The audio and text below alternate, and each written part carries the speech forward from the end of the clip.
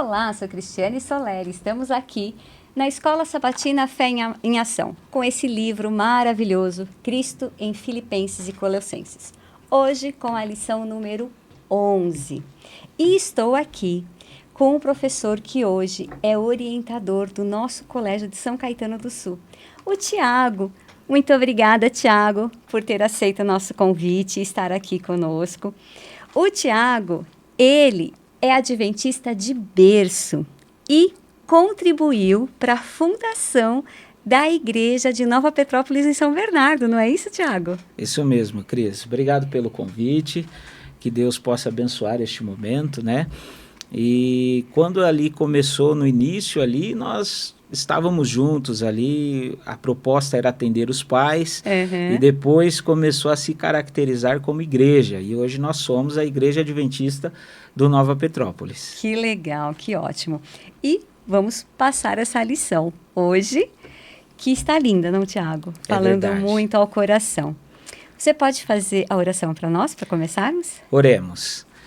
Querido Deus e Pai, agradecidos somos pela oportunidade que temos de estudarmos a lição e aprendermos um pouquinho da representação que Cristo é através das nossas ações.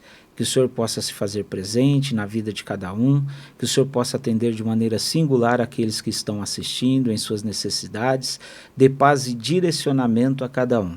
Esteja conosco, esteja com este ministério. E oramos e é em nome de Jesus que o fazemos. Amém. Amém, amém.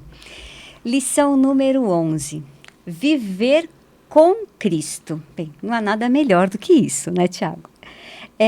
A lição, ela vai nos mostrar como viver aqui na Terra com o foco no céu. E o verso para memorizar, ele já diz muito a respeito disso, já resume bem, né? Diz assim: acima de tudo isso, porém, esteja o amor, que é o vínculo da perfeição. Isso está em Colossenses 3,14. Que resumo, não? É maravilhoso, né, a gente pensar. E a lição, ela começa e ela traz o sentido para a gente de quê? De que nós não podemos ter importância total aqui na Terra. Sim. E muitas vezes na rotina do nosso dia a dia, né, a gente se depara muito com isso na rotina de escola. Muitas vezes na rotina do dia a dia, o nosso foco fica totalmente atribuído às coisas terrenas, né? E o contexto da lição, ele vem trazendo para a gente essa consciência de que, e aí é algo que quando eu li eu pensei, se nós temos focos de permanecer aqui na Terra, vivermos aqui até o dia de nossa morte, nós pensamos nas coisas da terra. Mas como cristãos, nós precisamos pensar nas coisas da eternidade. E aí nós precisamos focar nas coisas do céu. É isso mesmo. Você sabe que eu sou logoterapeuta, né? E Viktor Frankl, ele fala da importância de você ter um sentido para a vida.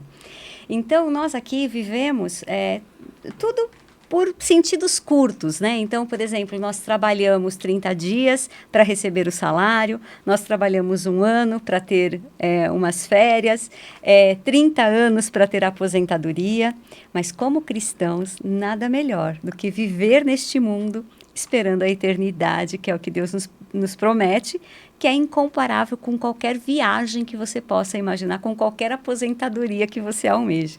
Exatamente.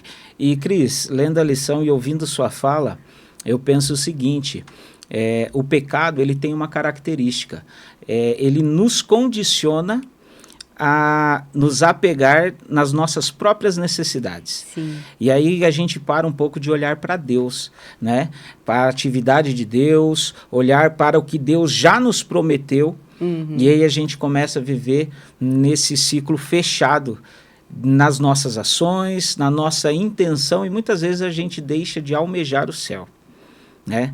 É isso mesmo. E é algo que isso reflete diretamente não só na nossa vida espiritual, mas na formação do nosso caráter, como a gente representa Cristo para as outras Sim. pessoas, que lá na frente a lição vai pegar isso daqui e vai dar um puxão de orelha na gente, né? Então a gente precisa, primeiramente, entender, e eu acho necessário isso, a gente entender o que é o pecado.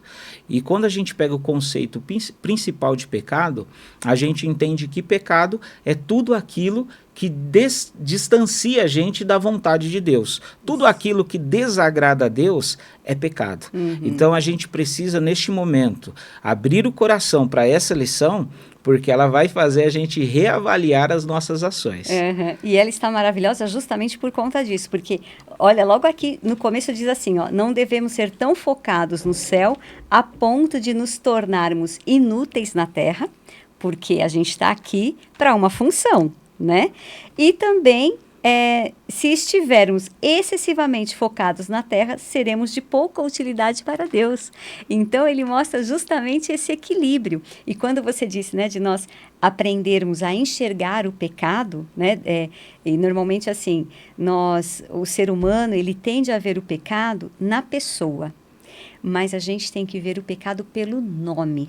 Exato. E ele tem uma pessoa que é o pecado, que é o inimigo de Deus. E quando nós conseguimos enxergar a nossa vida, né, Tiago, que a gente vive ali com dois seres que querem a nossa vida, um por amor, porque nos criou, que quer tudo para nós o melhor, e o outro por inveja, que quer nos destruir, só que ele, de certa maneira, ele conhece as nossas fragilidades e vai ali, como você mesmo disse, né? Ele vai utilizando das nossas necessidades terrenas para nos corromper, né? E nos tirar daquele que é o nosso verdadeiro Deus, que é aquele a quem realmente servimos. Né? Exatamente. Então, quando a gente consegue viver neste mundo percebendo essa distinção, eu acho que, de certa forma, fica um pouco mais fácil. Vamos ver, porque essa lição vai nos falar muito a respeito disso. Vamos lá. Né? Na lição de domingo, mentalidade celestial. Tiago, me diz, como ter essa mentalidade? Renascimento. É a palavra que eu destaquei. Antes de ser orientador, eu fui professor de ensino religioso. Era a matéria que eu lecionava antes de trabalhar como administrador de escola. E eu cheguei a uma conclusão juntamente com os alunos, onde eu dizia o seguinte, que quando a gente fala do contexto de morte, nós estamos falando do ápice da inutilidade do ser humano. É forte, né? É forte, quando a gente mesmo. pensa assim. Então, quando a gente fala do contexto de morte, nós estamos falando do ápice da inutilidade do ser humano aqui na Terra. E aí existe o contraponto, e a lição ela traz esse contraponto, que é a ação de Jesus Cristo em relação à morte. E aí a lição de terça-feira, ela vem trazendo esse conceito de renascimento através do batismo. Ou seja, para que você esteja ativo e mostre a sua conversão, o primeiro passo é o batismo. Né? Isso aí vai demonstrar o seu renascimento, a sua opinião pública, é que quando você se depara com esse conflito real entre essas duas pessoas, esses dois poderes que Cristo trouxe, e disse assim, olha, um querendo por mal e outro querendo por amor. É quando você levanta a mão e fala assim, eu aceito o lado do amor. Né? Então eu acho que a palavra que ela atiça a discussão é renascimento. Sim, e você sabe que a lição aqui de domingo, ela trouxe uns pontos que eu achei muito interessante, né? Mudar a atitude não aproxima ninguém do céu. Né? Então, esse renascimento, ele vai mudar essa atitude.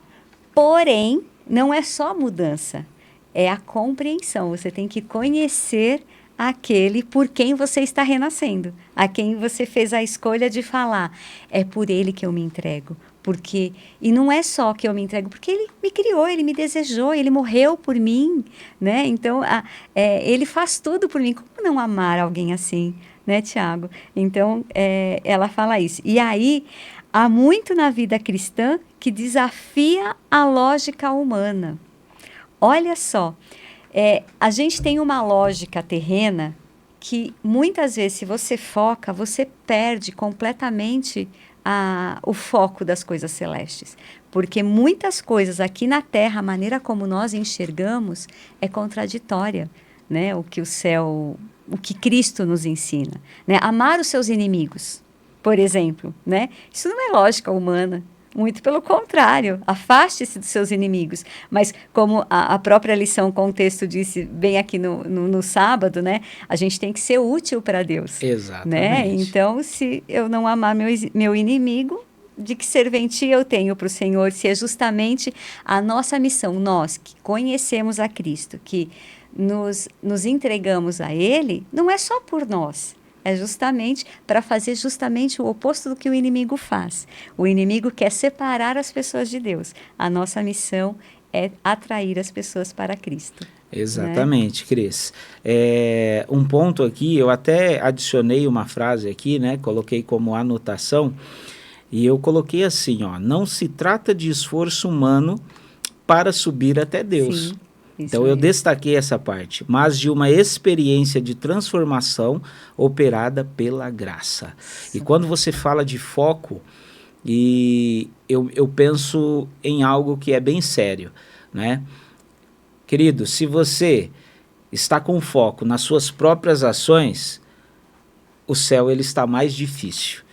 Porque a lição, não só a lição, mas antes disso, a Bíblia, ela já traz essa identidade que nós precisamos ter o foco em Cristo. Nosso único meio de salvação é o sacrifício de Cristo. E nós precisamos ter isso em mente, porque este é o norte do cristão. Uhum. É isso mesmo. E assim, como você mesmo disse, né, a lição fala, não cabe a nós. Então, nós devemos, sim, ter essa missão de levar a palavra. Porém, não cabe a nós o convencimento, né? Quem convence é o Espírito Santo. Exatamente. E aqui, ó, como você havia dito, né? Neste mundo de pecado, nunca estaremos totalmente livres da tentação. Por isso, devemos escolher diariamente buscar as coisas lá do alto. Ou seja, a nossa luta é diária. Por isso que eu gosto muito quando Cristo diz assim, eu sou o pão da vida. Porque pão, ele se equipara a alimento. E alimento é assim, você toma o café da manhã, você pode fazer aquele banquete. O máximo que você vai aguentar sem sentir fome são 6 horas. 6 horas, independente do quanto você sobrecarregou seu estômago, você vai sentir fome novamente. E vai atrás de alimento. Da mesma forma, a Cristo, a palavra de Deus. Você pode se alimentar de manhã, mas é o dia inteiro que devemos buscá-lo, para nos fortalecer nisso, Maravilha, né, Cris? Antes da gente virar a página, uma frase. Buscar as coisas do alto significa viver com os valores do reino. É isso aí. É isso aí. Que maravilha, perfeito, né? Ter essa certeza, né? E como é bom saber que somos filhos de um rei, não? com esse valor todo. Lição de segunda. Acabe com a mentalidade terrena. E a lição nos mostra uma consequência de não abandonar, né, completamente as coisas terrenas, mas viver com foco no céu. E um ponto que eu achei interessante aqui, que acho importante a gente, né, reforçar, fala sobre a ira de Deus nessa lição. Né? Então, ou seja, né, a gente tem que acabar com essa mentalidade terrena, porque tem ali, mostra a ira de Deus e como funciona isso, que é tão polêmico, né, Tiago? As pessoas falam, como que um Deus de amor se ira? Então, ele é mau? Como é isso, né? Quando a gente analisa esse contexto e a gente para e pensa, não basta a gente ficar somente focado na palavra ira, né? Eu não tenho até nem competência de estudo para explanar esse assunto ao longo do contexto literal, né? Que o grego está escrito assim. Sim. E tudo mais. Mas veja, o contexto de ira de Deus aqui, ele se refere muito à abominação de Deus pelo pecado. Sim. Pelo pecado. E às vezes as pessoas, e eu me lembro que muitos alunos me perguntavam assim, professor, por que quando a gente fala de juízo, no final, pessoas vão morrer, pessoas vão sofrer, pessoas não vão ser salvas. E aí eu falava para eles assim, Cris, porque Deus, ele abomina o pecado. E essas pessoas amaram tanto os seus pecados que elas não largaram ele quando Deus estendeu a mão para eles. E aí não segurou nas mãos de Deus. E essas pessoas, por conta da consequência do seu amor pelo pecado, elas não poderão acessar o céu. Pelo simples fato de não estender a mão para Deus, não escolher Deus. Essa lição de segunda-feira, ela exige maturidade, para que a gente possa falar e principalmente ouvir sobre ela, porque ela pega a gente ali pela raiz, né? Sim. Ela pega o que muitas vezes nós nos reconhecemos fazendo, né? E quando fala de todo o contexto da ira de Deus, muitas vezes sobre a terra, é sobre o pecado, a abominação de Deus, sobre o pecado que está encrostado na nossa pele, nas nossas ações, na nossa fala, nas nossas atitudes, né? E muitas vezes isso impede que a gente represente Deus. Sim. O que é o maior problema, né? E assim, e aquilo, né? Deus, como você disse, ele ama o pecador e abomina o pecado. O ser humano, ao ver o pecado, ele já abomina o pecador, né? Então, essa é a mentalidade que a gente já tinha que entender ali. E como você disse, não é Deus que abandona o ser humano, como mas Deus não me atende, Deus não me ouve. Não, sou eu que me afasto do Senhor. Tanto que no primeiro pecado, foi Deus que foi atrás de Adão e perguntou: Adão, onde você está? Né? Porque o pecado automaticamente nos afasta de Deus, porque o pecado está ligado às coisas terrenas, está ligado à nossa vontade terrena, né? E a lição até vai explanar aqui direitinho exatamente qual é essa mentalidade que a gente deve abandonar, né? Então, assim, aí aqui, né, só conseguimos abandonar as coisas terrenas e recebemos dele a vida espiritual e o poder para expulsar essas coisas da nossa mente e da nossa vida. Ou seja, o que a gente precisa ter em mente? Nós somos tão enraizados nesse pecado, muitas vezes a gente, como muitos dizem, né, a gente acaricia o pecado sem nem perceber, né? Então, como que a gente consegue abandonar o pecado? Só com o Espírito Santo, porque é o Espírito Santo que consegue nos transformar, né? Deus que nos concede o Espírito Santo para que a gente possa ter domínio próprio, ter amor, bondade, mansidão, paciência. Tudo isso a gente, por nós mesmos, muitas vezes nós não conseguimos, na maioria delas. Mas, através do Espírito Santo, a gente consegue, de frente com um pecador, que muitas vezes nos fomenta também o nosso próprio pecado, né? Faz com que a gente consiga ali ter a mansidão, a paciência e, principalmente, conseguir amar o próximo. Exatamente. Né? Cris, dizem que o problema dos pensadores são os pensamentos, né? E aí, quando eu leio, a mente começa a pensar, quando a gente vai conversando e explicando e falando sobre, a mente começa a pensar, e eu marquei um contexto aqui que traz muito sentido, né? Morrer para a mentalidade terrena significa permitir que Cristo governe pensamentos, desejos e comportamentos. Se você que está assistindo agora bateu a dúvida e falou assim, e aí, qual que é o meu pecado? Pense o seguinte, já falei e repito, pecado é tudo que desagrada a Deus. Perfeito. E não importa a intensidade dele. Exatamente. Né? Eu falo assim, né? Esse pensamento, essa sua atitude, é boa ou não? É boa para mim porque isso foi uma injustiça? Não, a justiça é com Deus. Pense, é algo bom? Se é algo bom, vem de Deus. Se não é, esquece, abandona. Né? Porque não cabe a nós. O nosso mal é justamente achar que cabe a nós a justiça. É verdade. E aí a gente muitas vezes peca sem perceber, né? Lição de terça. Renovados em conhecimento. Nossa, conhecimento aqui é justamente o que você estava falando, né?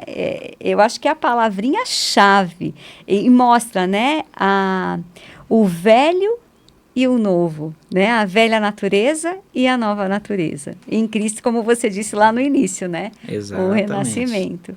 Exatamente. A metáfora que Paulo usa aqui é a metáfora de trocar de vestes, né? Sim. Muitas vezes a gente, quando estamos incomodados, ninguém chega em casa, por exemplo, toma o seu banho, fica limpinho, né? Faz o seu asseio pessoal e coloca a roupa suja que veio da rua, né? Uhum. Então, e eu me lembro que quando criança, acho que o pessoal que era mais antigo tinha mais esse costume, né? Hoje em dia não se fala tanto, mas eu me lembro que quando criança, quando tinha algum contexto de que a gente precisava, infelizmente, participar de um velório, e aí você ia até o cemitério, meu pai não deixava a gente entrar em casa com a roupa que você estava Sim. no velório, Uhum. né? Porque aquela roupa, de alguma forma, ela representava algo ligado à morte.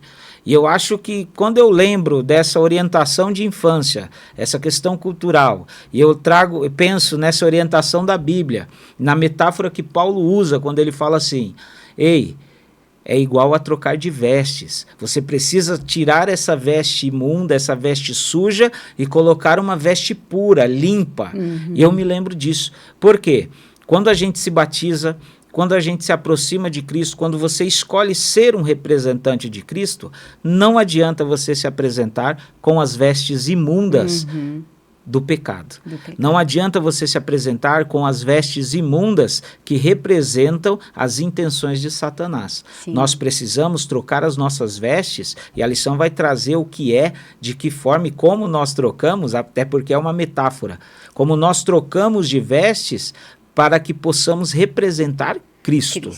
E aqui a lição justamente finaliza assim, né? O conhecimento de Cristo por meio de sua palavra nos transforma de glória em glória na sua própria imagem. Isto nos eleva acima de barreiras étnicas, geográficas e sociais, pois pertencemos a um reino superior. Eita glória, né? Maravilha. Maravilha, isso mesmo. Lição de quarta. O caráter da nova vida. Mas a lição nos apresenta um porém. Nem todos vivem à altura de serem chamados. Essa lição, Cris, tem um ponto interessante. Para a gente, geralmente, já virou até um clichê isso, né? Quando a gente pergunta para o aluno assim, como que você enxerga Deus? Como que você enxerga Cristo? A gente tende a falar assim, a gente enxerga Deus, a gente sabe que Deus existe, a gente consegue provar que Deus existe, observando a natureza, olhando as coisas da criação, passando uma tarde ali, observando, né, o que Deus fez. Só que tem um detalhe aqui que a lição, ela contrapõe, ela questiona e ela até coloca uma pulguinha atrás da orelha. E aí é o que me fez pensar, por quê? Se a gente precisa falar, uma vez que você foi batizado, escolheu a que lado seguir, trocou as suas vestes, porque você abandonou o pecado, o representante maior de Deus na terra deveria ser você, deveria ser eu, deveria ser quem está assistindo.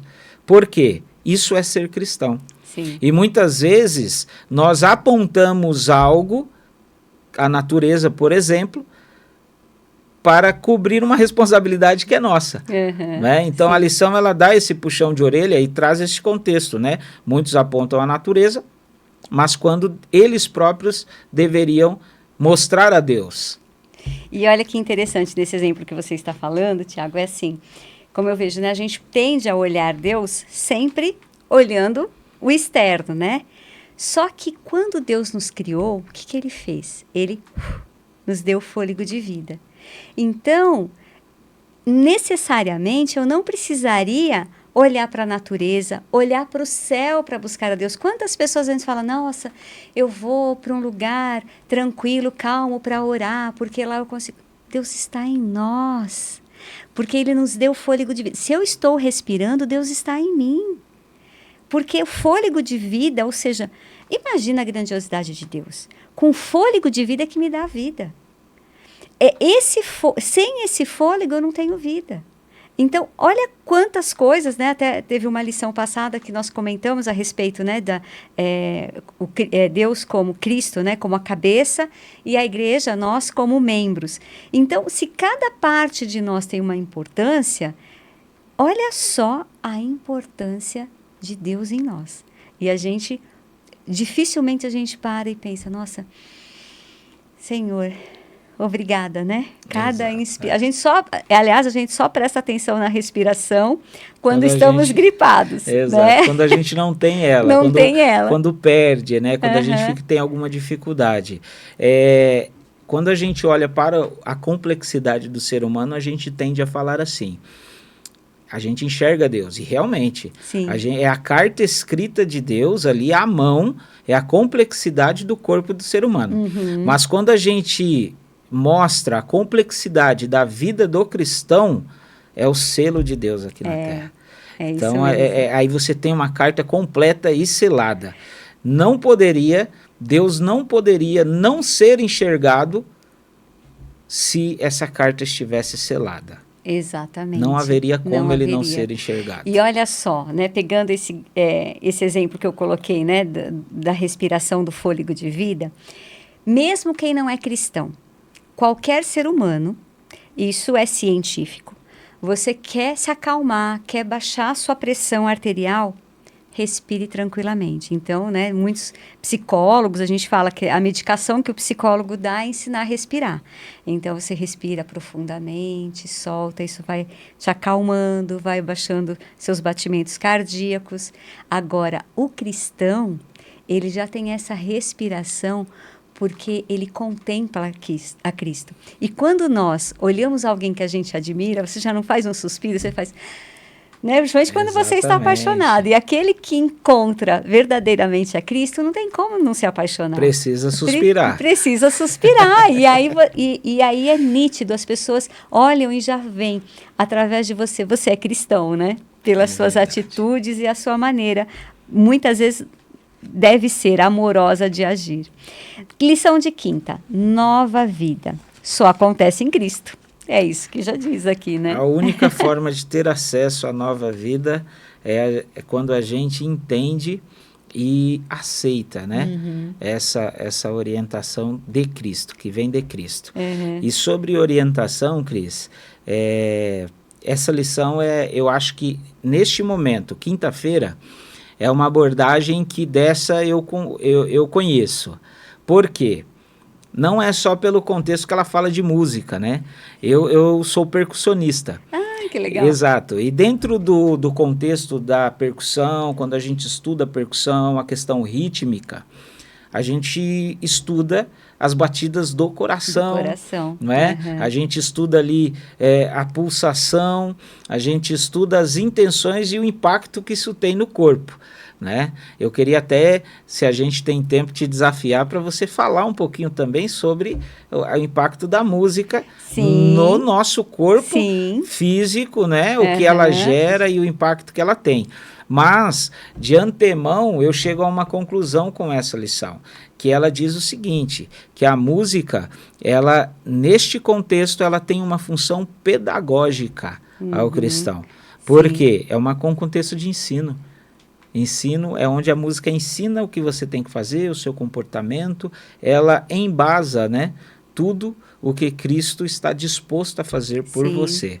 E a música, ela é comprovada cientificamente o quanto ela mexe, né, com as emoções do ser humano e muitas vezes controla ali muitas características. E eu gosto, até anotei aqui, né, você falou, você é desbravador? Já fui. E aí a lei dos desbravadores diz, né? Ter sempre um cântico no coração, a importância. E você sabe que muitas vezes a gente, né, ser humano, você às vezes tem momentos ali mais difíceis, eu vou sempre buscando aquelas músicas para mentalizar, e isso nos fortalece muito, nos ajuda muito a memorizar versos bíblicos, porque muitos contam. E cientificamente diz que as músicas, elas tanto têm poder para proporcionar o bem como o mal. também, né? Então, muitas vezes, ela te deixa mais agitado, ela te deixa um pouco mais até irritado. E olha que interessante, às vezes a gente fala assim, que uma música calma te acalma. Não necessariamente.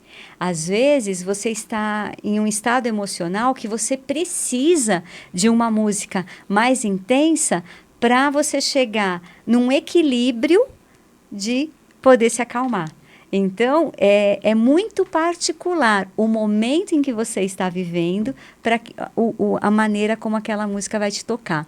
Mas, claro, né, quando essa música fala de Deus, fala principalmente dos feitos, aqui a lição fala de você lembrar muitos feitos de Deus no passado, isso te assegura você ter fé e esperança. Então, às vezes, quando a gente está em momentos ali mais difíceis, nós não conseguimos vislumbrar o futuro de forma positiva. Mas você lembra que o Deus a quem nós seguimos, ele é imutável, ele é o mesmo. Então, os mesmos milagres e maravilhas que ele fez para o povo do passado e a promessa que ele fez lá atrás vai se cumprir, como muitas coisas já se cumpriram. Então, isso tende a nos fortalecer. E aí, com esses cânticos, ele nos ajuda a você seguir em frente. E experiência própria, como muda de um momento para o outro, não é nem da noite para o dia. De um momento para o outro você está ali desanimado, desmotivado, e aí você coloca um cântico que te faz essas lembranças, que te fortalece naquele Deus de promessa, e aí você fala, eu posso confiar, não tenho nada a temer. Exato. Alguns me perguntam assim, né? Dentro do contexto adventista, como que você é percussionista? Né? É verdade. É no mínimo curioso. O que você faz na música? Geralmente, né, dentro do contexto ali, eu toco mais uma percussão simples, né? Toco o carrom, uma bateria quando tem, né? Mas existe um conceito quando as pessoas perguntam assim, falam assim, Tiago, o que você faz na música? Qual que é a sua responsabilidade? O percussionista, ele tem que ter uma consciência e uma modéstia cristã muito grande. E aí é um recado, tá? Por quê? Porque ele é responsável pela forma de adoração das pessoas. A música tem esse poder. E principalmente a percussão. Então é algo que já gerou muita polêmica, né, e tudo mais, mas eu sempre falo, eu sou responsável pela adoração do meu irmão. Eu sou responsável se ele se anima, eu sou responsável se ele sente vontade de levantar, chorar, ou levantar e pular, depende do meu contexto de tocar. E aí eu me lembro de Davi. Quando a gente pega o contexto musical, não tem como a gente parar de pensar em Davi. Porque a Bíblia diz que a mesma harpa que Davi tocava, ela acalmava Saul enquanto ele era querido, porém a harpa que ele tocava, a mesma melodia, com perfeição igual, ela irritava a ponto dele perseguir e mandar matar Davi. Em outro contexto bíblico, quando Davi foi transportar a arca com o seu exército, ele transportou com honrarias e glórias de um rei, com uma música errada, instrumentos errados, e a arca tombou ali e o soldado tocou. E naquele contexto, Deus não aceitou a adoração. Davi refez com música certa, transporte certo, honrarias certas ao rei Jesus, a Deus. E aí Deus aceitou a adoração de Davi. Então o contexto de música ele é muito forte, porque é justamente o que você disse, a mesma música que ela edifica, ela pode corromper. Então se a gente usa a proposta de música da maneira errada, a gente pode corromper o nosso irmão. Então é algo sério, precisamos estar atentos às orientações bíblicas, à modéstia, não é? A modéstia do cristão, a modéstia do pessoal que toca, que canta, porque a importância dele é tão grande quanto a oração e a pregação. A Bíblia coloca dessa forma. Você sabe que com relação à música, né, nós já até comentamos aqui outras vezes que cantores que estão lá, né, no altar louvando a Deus, e muitos às vezes estão se auto-glorificando, né? Você não conhece o coração das pessoas, mas a música, ela tem esse poder de tocar, e a percussão é a que toca o coração, né? Ela acompanha, ela vai direto ali. Ela coordena, ela dá o comando, ela né? dá o comando. Então, a importância de nós estarmos com o coração entregues a esse Deus, né? A confiar e entregando a nossa vida, sabendo que, olha, eu não estou ali para me adorar, para me exaltar, eu estou ali para adorar um Deus que cuida de mim, me projetou e sabe o que é melhor para mim. Então, é a entrega, né? Na Exato. música. Um conceito, lembra dos pensadores e pensamentos, tá? E aí eu coloco um conceito aqui, né? Na nova vida em comunidade, quando a música, porque a música ela não fica ali só para o músico, ela atinge toda a comunidade ali, né? No contexto de adoração. A palavra habita, a paz governa, a gratidão molda e a música ensina, né? Por isso que eu disse lá no início, concluindo a lição já de quinta, ela diz o seguinte, que a música ela tem fator e ação pedagógica. É isso, pedagógica. É isso mesmo. E aqui fala, né? A música certa pode nos fortalecer espiritualmente. Exatamente. E aí, fechando essa lição, no estudo adicional, o que eu peguei foi justamente a última frase que diz aqui, né? Jesus é a fonte de poder e origem da vida. Exatamente. Não tem mais algo a acrescentar. Né? Mas isso exige uma consciência. Né? Nós precisamos ter essa consciência. Né? E nós precisamos entender que Paulo ele traz esse conceito quando ele fala que a salvação ela vem pela graça de Jesus. Nós precisamos ter fé nisso. Sim. E a nossa santificação ela é a consciência da nossa fé, do exercício da nossa fé. E aí a gente lá no final, a gente só vai atingir a glorificação, que é a recompensa de tudo isso, um corpo transformado, né? Por conta da nossa vida e essa consequência que é vinda da graça, não é? Restrita ali nas nossas ações que vão apontar para Cristo. Se suas ações estão apontando para você mesmo e suas conquistas, reveja. Exatamente. Porque está errado. Não vai atingir o céu dessa forma. É isso aí, é olhar as nossas ações e ver, né, o que você está objetivando. Então, como a gente falou da música, você está cantando para se alegrar ou para adorar?